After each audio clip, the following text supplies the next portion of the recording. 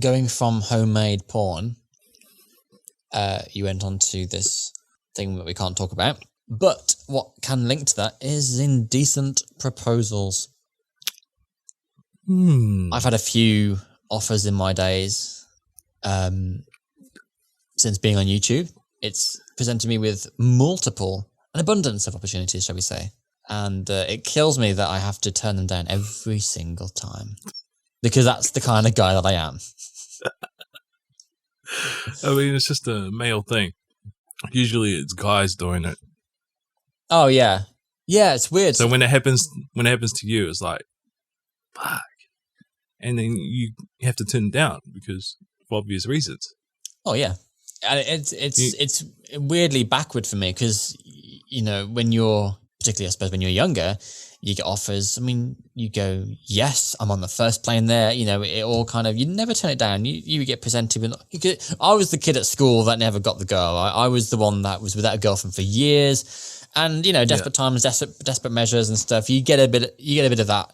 So, I was always the unnoticeable guy at the back of the room, and so when I got into my college years, I don't know what happened, like a switch sort of flicked in my brain or something, but I just, between my high school and college, so in those sort of 6-7 weeks, something just changed in me. Like maybe it's because I was growing up with a lot of people in my high school, of course, so, you in your immature, just started high school days to full on leaving. And everyone sort of in ins and outs and what people are like. And I guess there's a little bit of people know you as a person and you're maybe afraid to kind of be your own self. Yeah.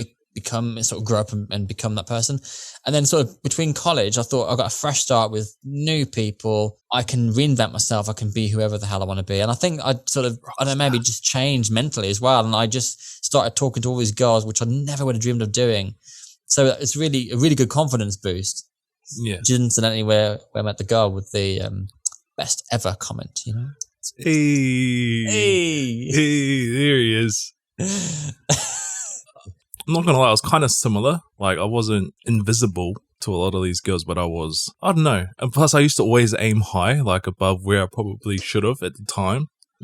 So it wasn't until after I finished high school, started drinking, going out, like that's when I was at my peak. Actually, it was kind of after old man parts, I lost a lot of weight, started drinking a lot, and then I switched up my hair, I completely changed my hair, and then that's when everything just changed. Everyone was just grabbing and shit. I was almost addicted to just going out every weekend. I think that's the thing though, college is just renowned for not so much reinvention, but completely changing your hairstyles, clothing.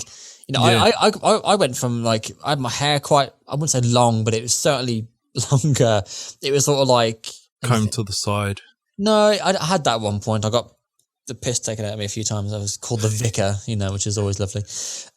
No, I had my hair sort of combed forward, but in a sort of messy fashion and stuff. And oh yeah, a bit long over the years kind of thing going on. It looked like a verging on mullet. It wasn't that bad, but it was just getting a bit messy and stuff. And I had these clothes that were just boring. And then I bought a leather jacket. I bought these new sweatshirts and a pair of new jeans, trainers, had my hair cut short. I went in there and I got compliments from most of the girls in my class. And I was like, I am there. Any Filipino girls, Dan? No, unfortunately. I didn't know many. In fact, the first Filipino girl that I met was somebody I worked with in my first job. I worked in the cinema and she was just one of my colleagues in there. So her English is spot on. And I think that's because she'd been here, I think, pretty much her entire life. I think her parents were from the Philippines. Oh, yeah. She was a British citizen. So yeah. I don't know how much, I knew nothing about the Philippines other than she was the Philippines to me, I knew nothing about them. So it's interesting. It looked like almost going full circle now. When I got into college and got chatting to these girls and I got a few short-term relationships, then I met some other girls and whatever, and I ended up almost bouncing from girl to girl. There wasn't much of a time between, 17 and now, really. So pretty much 14, 15 years of my life, I've pretty much been in relationships. I maybe have had a couple of months here and there. So, living life to the full as a single person, I didn't really get a chance to do. And I feel like, maybe single Dan in a parallel universe somewhere is enjoying life right now. Oh, I'm sure he would be. With all these proposals there. But since like coming out on, doing YouTube and, putting myself out there for all these wonderful girls in the Philippines, I've had a lot of messages, and they have been hard to turn down. But, I am a good guy. I do the right thing. Is that because you're just getting a lot of them, or because of them being easy on the eye? I think both. Both. Yeah, a lot of them are very easy, and it's so difficult. But some of them, in fairness, some have been nutters. I've had a few strange, almost on the verge of harassment texts. Really, they want me to call them, like video chat them, and I'm like, because the time difference as well. I'm like in the middle of the day at my work. At the time, I was working in the city, so I'd be on my lunch break. Like I can't, even if I wanted to, I couldn't do it now. And that's kind of what I've noticed in the Philippines, that's almost normal. Like they would prefer to do that versus texting, which is probably why you get that a lot. Maybe. I just felt like if there was a part of me that decided to go through with it and address the video calls and start doing all this stuff, I think there was always that fear that perhaps they would be screen recording it, or something could go wrong. Send it to my wife, or share it on YouTube and stuff. That's exactly why I don't do it. Even though I'm, happily single, I don't do any of those things. Yeah, for that exact reason. It's just especially the worst. And because some people will act like they don't know who you are. Yeah, when they do know who you are. Yeah, like seriously, you're from the Philippines. You don't know who I am. Randomly, you want to start doing video chats. Really? You said that. Do you think I can't work this out? Yeah. Yeah, it is worrying, the stuff people... I mean, I've had these people try and call me, and obviously I don't answer the video anyway, but they start sending me voice messages. Oh, yeah. It ranges from whispering sort of like in a sexy tone. Like, so it's... Oh, yeah, can you call me? I'm doing this to myself kind of stuff. Yeah.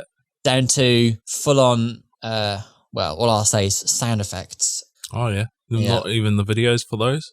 No, just audible files of pleasuring, shall we say? Well, I've never had the audio ones, only the video ones. So you've had the video, you lucky devil. Yeah, it is what it is, I like to call it a gift. People feel the need to send me these things. Who am I to turn them down? That's exactly my thoughts as well, because I can't help it. If I ever get caught, you're just a nice guy. Yeah, exactly. That's my problem. I'm too nice. I can't. I do say no on these occasions, but it pains me to say no because I hate disappointing people. But I am just that guy.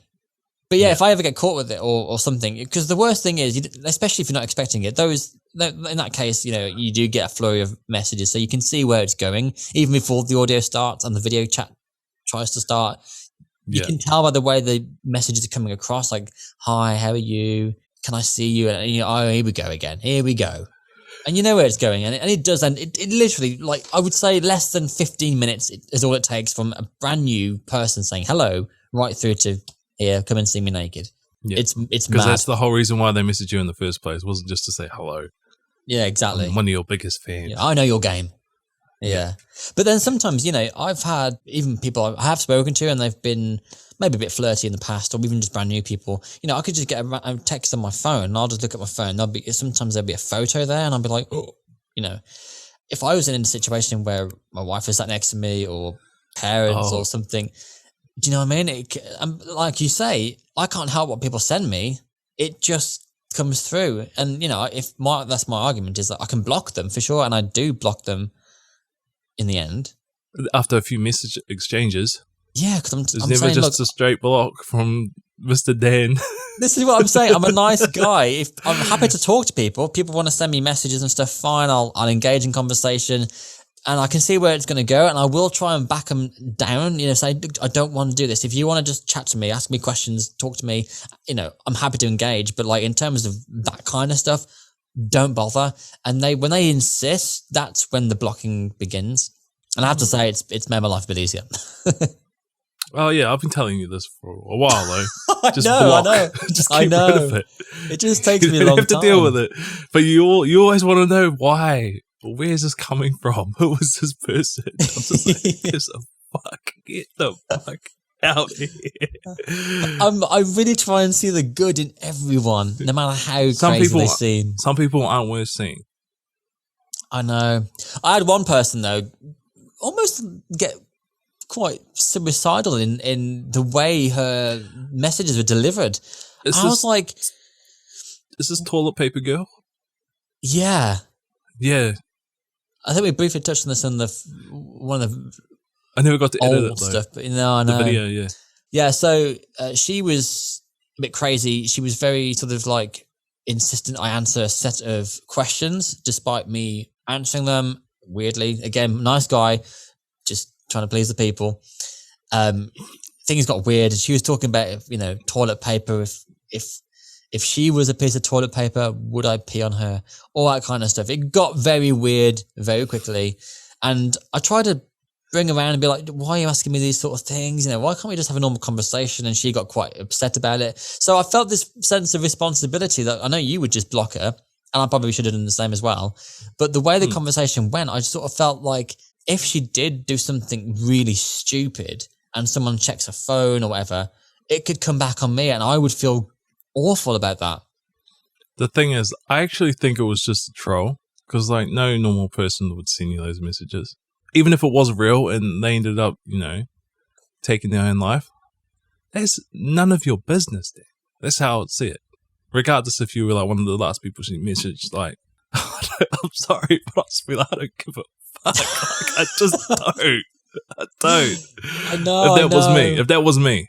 I know. I just felt really bad, and I think she's. I mean, I've blocked her obviously now, because things got pretty intense towards the end. I don't think she. I mean, she probably wouldn't do something stupid. I don't think she was. While she was a bit mental, I don't think. I don't even know if it was a she. I feel like it was some guy taking the piss out of you. We'll never know. That's the thing. You never know. And even if it was genuine, the blame wouldn't come back to you. It would come back to the people around her, whoever she was. Yeah, I know. Yeah, see, you're too much of a nice guy. That's what I'm saying. I do try and see the good in everyone, and it always backfires. I always feel the burden of everyone else. Really, the sort of the guy people turn to talk things out and any issues. I'm like that to an agony uncle kind of thing. Yeah, I'm like that to an extent, but then I soon realized, like, that's your time and energy. You can't be just giving it away to everyone, even if they watch your content. Yeah, I know.